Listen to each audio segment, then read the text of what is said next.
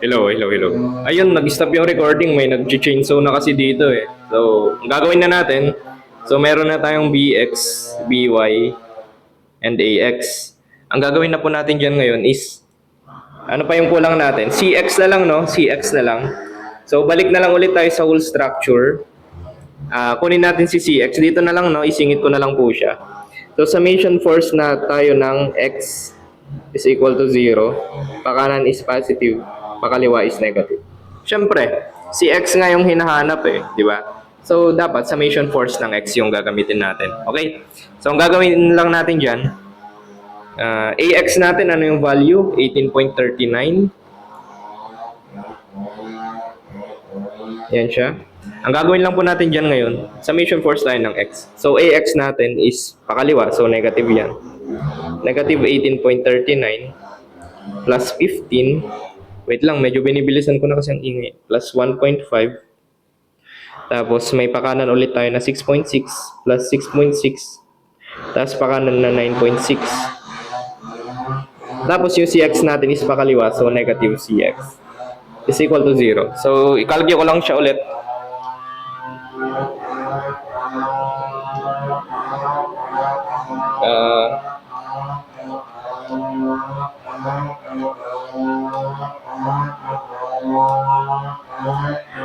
May sagot natin will be 14.31. So, CX natin is 14.31 kilonewtons.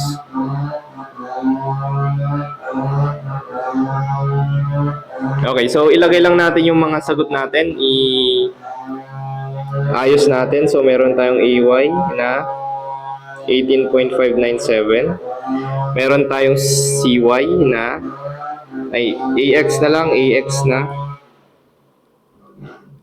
18.39. So, CY na 12.221. CX na 14.31. Si BX and BY na 20.471.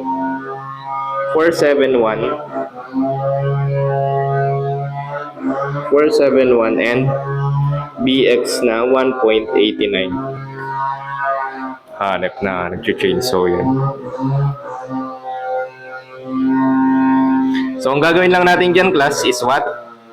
Ikukunin na po natin yung kanilang reaction. So, ang reaction lang naman, ang gagawin lang natin, square root lang, no? So, square root lang nung AX squared plus AY squared, no? So, magiging reaction at A, ganyan ko na lang, no? Reaction at C, reaction at B. So, reaction at A is square root ng 18.597 squared plus 18.39 squared. This one will be 26.15. Next tayo, square root ng 12.221 squared plus 14.31 squared. 18.82. Tapos si B naman, square root ng 20.471 squared plus 1.89 squared.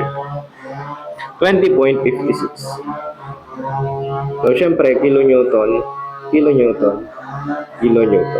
So, ito na po yung sagot natin, class. Pasensya na, nagka-interruption kasi ang ingay eh. Wala naman tayong choice eh. Uy, bakit ganyan? So, ganyan na lang. O, i-highlight ko na lang.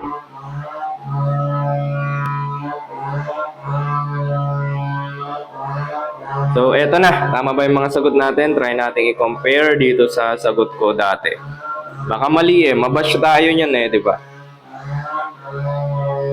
So, eto yung mga sagot ko ngayon. Yan, 20.471, 18.39, 14.31, tapos 12.221, and 18.597. Yeah, that's good, I think. So, yan na siya. Eto, sorry, mali yung mali yung drawing dito. So, yan ang ating final na sagot. Yan. Thank you so much.